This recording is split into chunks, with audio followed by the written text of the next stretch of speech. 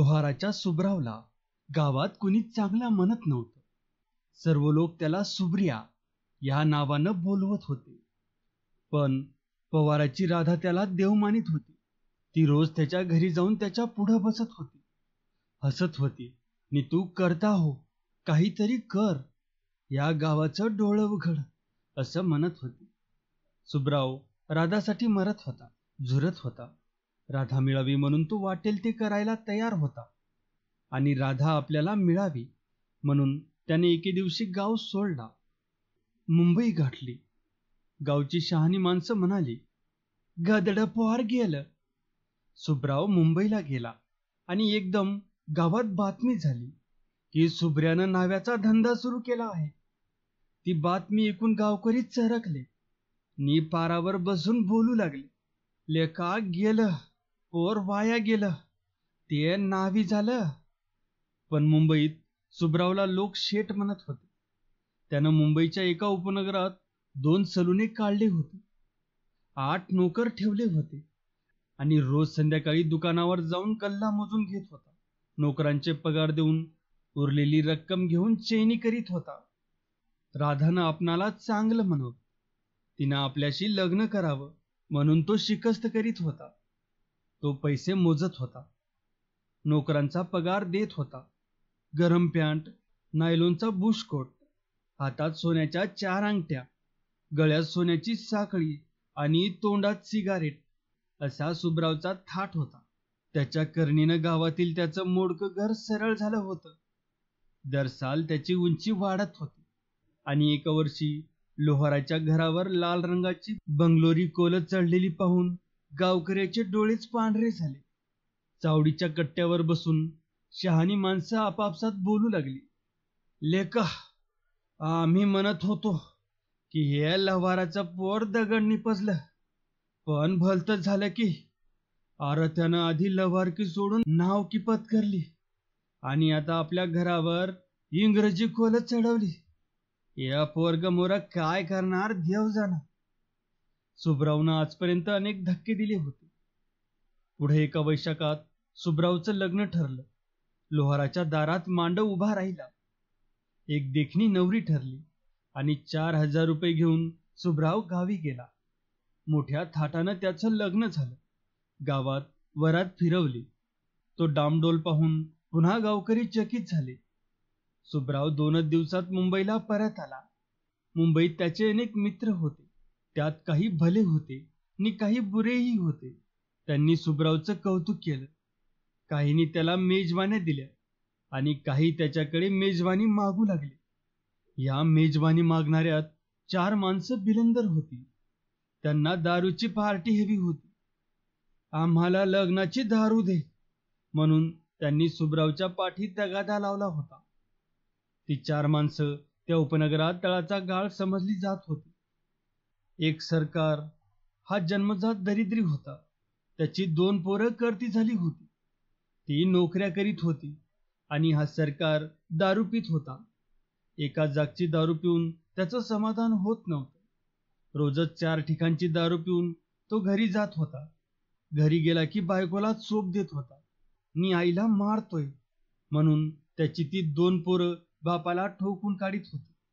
पोरांनी भरपूर मार दिला की मग सरकारची दारू उतरत होती. मग तो शांत झोपत होता. तो हडकुळा होता. त्याचे सर्व केस पिकले होते, पण त्याच्या अंगातील पीळ गेला नव्हता. तो कासरासारखा जाडा होता. पोटच्या पोरांनी मार दिल्याबद्दल त्याला मुळीच वाईट वाटत नव्हतं. उलट माझी पोरं माझ्यासारखीच पोरकी आहेत असं तो मोठ्या एटीत सांगत होता. दुसरा रघुमाने, हा स्वतः दारूचा धंदा करीत होता, पण तो घरची दारू पीत नव्हता. दुसऱ्याकडची विकत घेऊन पीत होता. तो दारू प्यायला की त्याच्या अंगात भूत संचारत होतं. तो पिसाट होऊन दंगल करीत होता. मग पोलीस येत होते. त्याला फरफटत चौकीवर नेत होते आणि तिथं त्याला पोटभर लाथा मिळत होत्या. दारू पिऊन पोलिसांचा मार खाणं हा त्याचा रोजचा धंदाच होऊन बसला होता. तिसरा दादू चाकूवाला, हा चाकूच घेऊन फिरत होता. आजपर्यंत त्यानं 2 खून केले होते आणि पुढेही तो खून करण्याची शक्यता होती. तो कधी बिघडेल, कधी चाकू काढेल याचा नेम नव्हता. तो महिना 2 महिन्यांनी मारामारी करून तुरुंगात जात होता.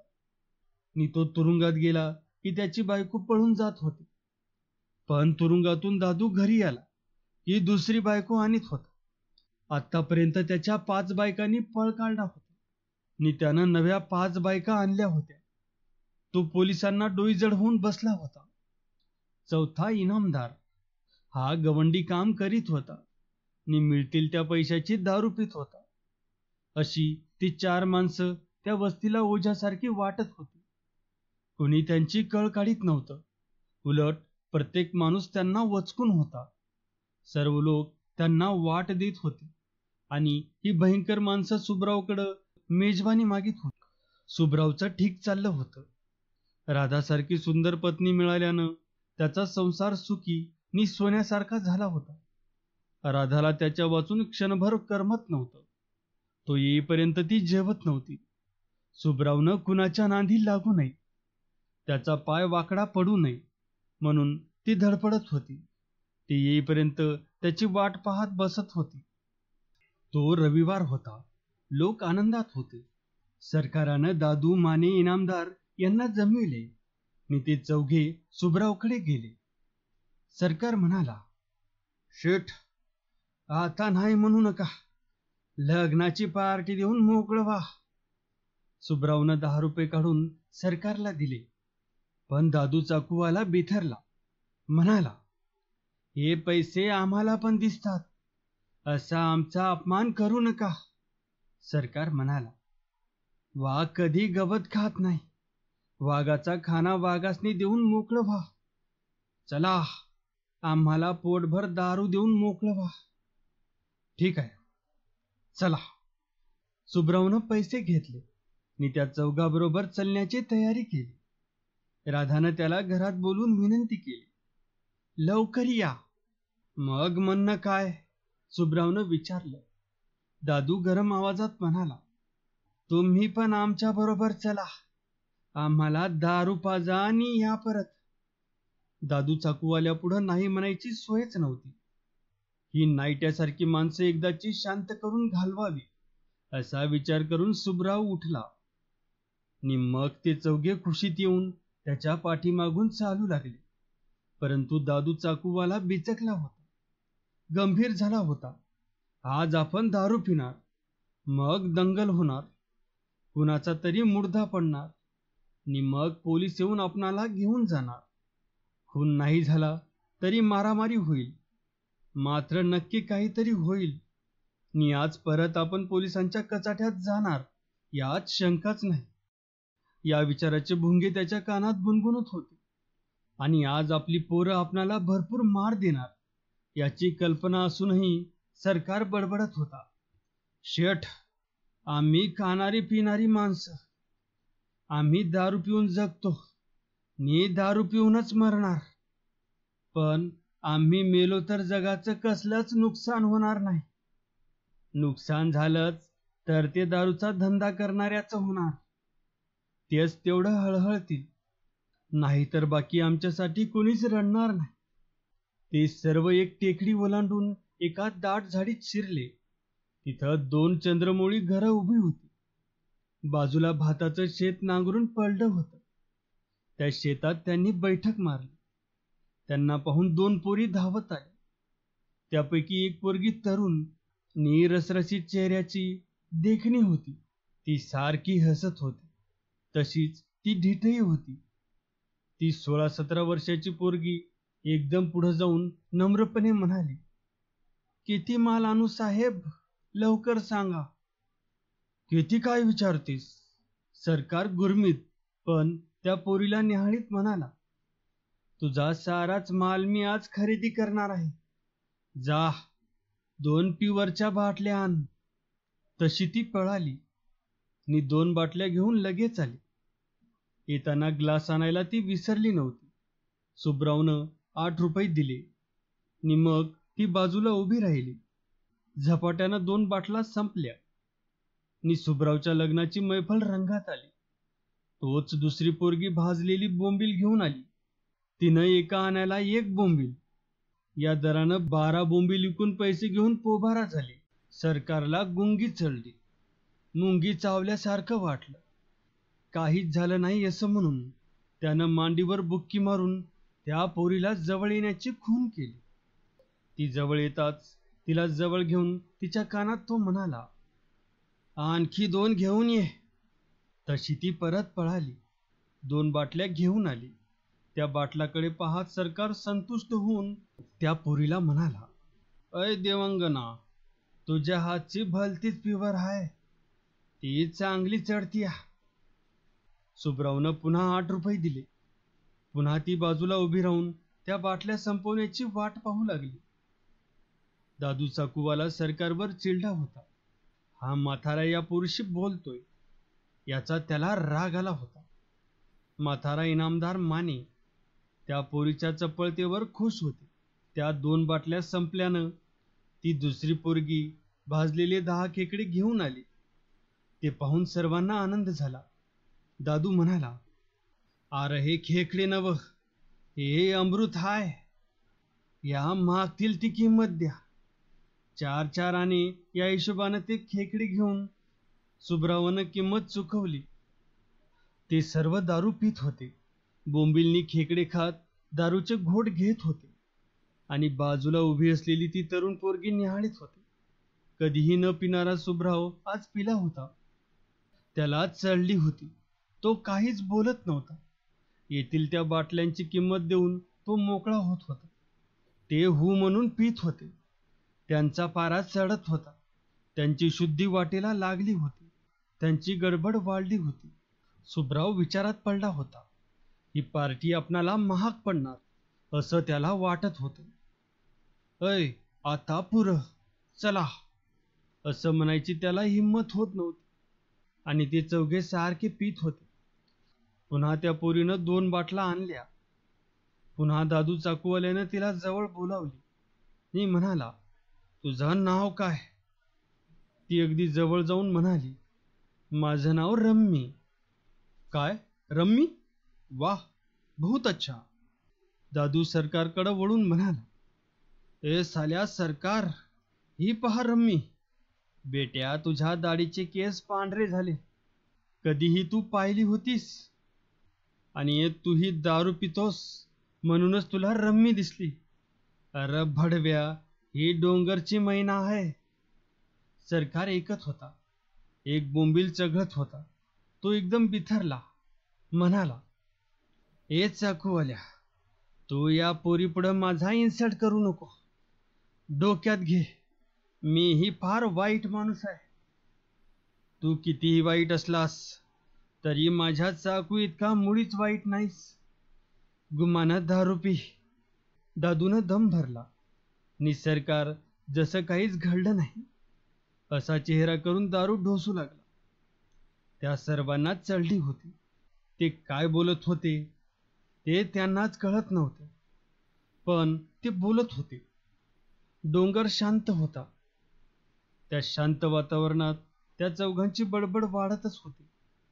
रम्मी बाजूला उभी होती. हुकूम होताच बाटली आणत होती. सुब्राव पैसे देत होता. ते पैसे घेऊन रम्मी खुदकन हसत होती. कधीही न पिणाऱ्या सुब्रावला त्या चांडाळ चौकडीनं सक्तीनं पाजली होती आणि तो मूर्खासारखा चेहरा करून बसला होता. माने बाटली संपली की दादाकडे पाहत होता. मग दादू सरकार रम्मीला फरमान सोडित होते. सुब्राव पैसे चुकवीत होता. वातावरण भयान झालं होतं.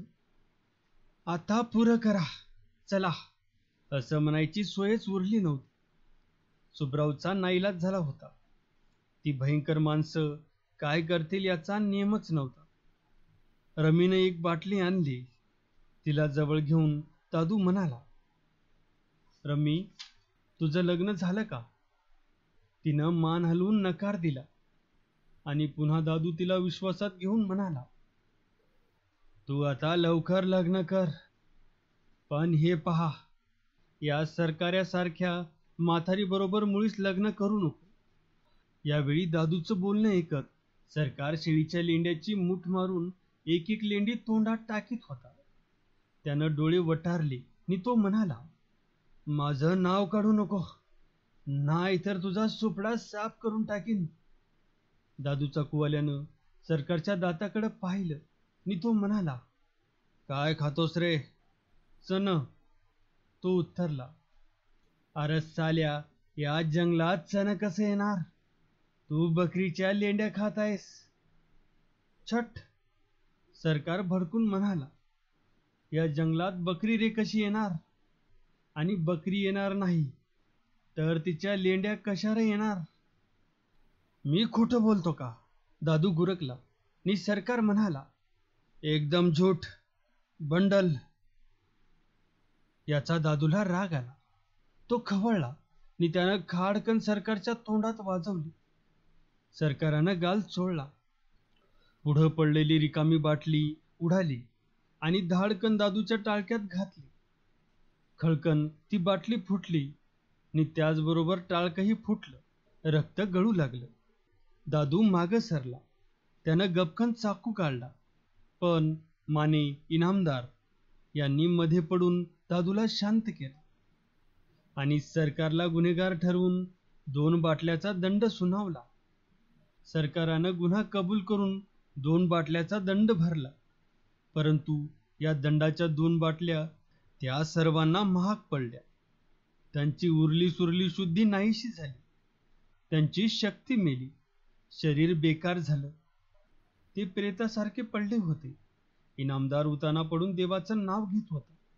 माने, मी दारासिंग आहे, असं म्हणून छातीवर मारून घेत होता. सरकार, मी दादूला मारलं म्हणून रडत होतो. आणि दादू म्हणत होता, भडव्या, ठीक केलंस, तू माझं डोकं फोडलंस, मी तुझं पोट फाडतो, जर्रा थांब. आणि सुब्रावचा जीव कंठात आला होता. तो निश्चित पडून आपल्या बायकोचं नाव घेत होता. माझी राधा मला दाखवा. थोडा वेळ गेला आणि मग ती माणसं निश्चित पडली. अगदी प्रेतासारखी पडली.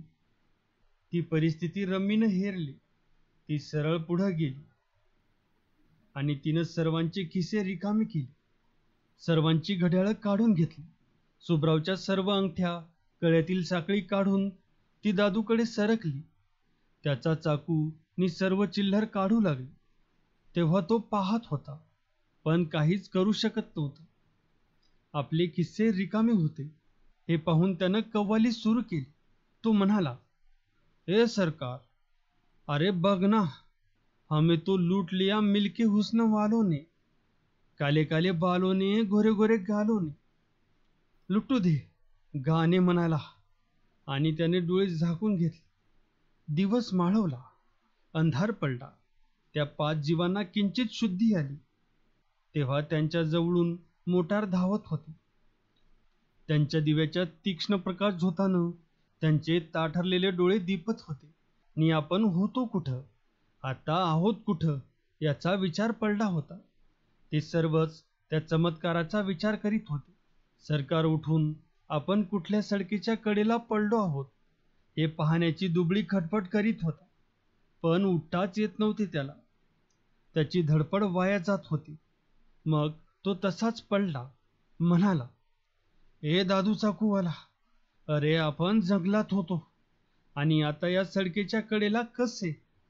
अरे दारू सब कुछ कर सकता है, तू जरा थांब, आता रॅकेट घेऊन आकाशात जाशील. बेटा, ही दारूची करामत आहे. खरं आहे बाबा, असं म्हणून सरकार गप्प पडला. सुब्रावनं पडल्या पडल्या आपल्या अंगठ्या चाचपून पाहिल्या. त्या बोटात नव्हत्या. गळ्यात साखळी नव्हती. हातात घड्याळ नव्हतं. मग तोही हे सर्व कुठं गेलं याचा विचार करू लागला, पण त्याला काहीच उमजत नव्हतं. थोड्या वेळाने एक काळी गाडी येऊन त्यांच्याजवळ थांबली. त्या अधिकाऱ्यानं दादू चाकूवाल्याला ओळखलं आणि तो म्हणाला, कोण रे तू? नाव काय? दादू चाकूवाला. तू कोण? जा, चालू पड. एक झणझणीत चपराक दादूच्या गालावर बसली. तसा तो पडला. हळूच त्यानं विचारात खिसा चाचपून पाहिला. चाकू नव्हता. मग तो म्हणाला, मला मारू नका, मी चांगला माणूस आहे. आता मी हत्याराशिवाय आहे. मी तुम्हाला माफ करतो. यांना घेऊन चला, हुकूम झाला. नि पोलिसांनी त्या पाचांना मोटारीत घालून थेट चौकीवर नेलं. सुबराव म्हणाला. सुबराव आता चांगला शुद्धीवर आला होता. प्रथम हे 4 चोर आपल्याकडे आले. त्यांनी गळ घातली, मग धमकी दिली, आपणाला जंगलात नेले. मग हे दिवसभर दारू प्याले, आपणालाही यांनी पाजले. नंतर यांनी मारामारी केली, आपले दागिने नेले. आता आपण पोलिसांच्या कचाट्यात अडकलो. हे बरं झालं नाही, याचा सुबराव विचार करीत होता. पोलीस त्याच्या पुढून ये-जा करीत होते. हे 5 जण गुन्हेगारासारखे मख्ख चेहरे करून बसले होते. मग सर्व क्रिया होऊन सुबराव जामिनावर मुक्त झाला. नि 4 सरकारी पाहुणे म्हणून गजाआड गेले. खटला सुरू झाला. सुबरावच्या खटल्याची बातमी गावी गेली. तेव्हा पुन्हा गावकरी दचकले नि म्हणाले, सारं आमच्या काळ्याचं पांढरं झालं. आमचा बोल वाया जायचा नाही. सुब्र्या लवार असाच मरणार. आणि सुबराव दंड भरून मुक्त झाला. घरी आला नि फडाफड तोंडात मारून घेतलं. नि कान धरून म्हणाला, आता त्या वाटेनं जायचं नाही.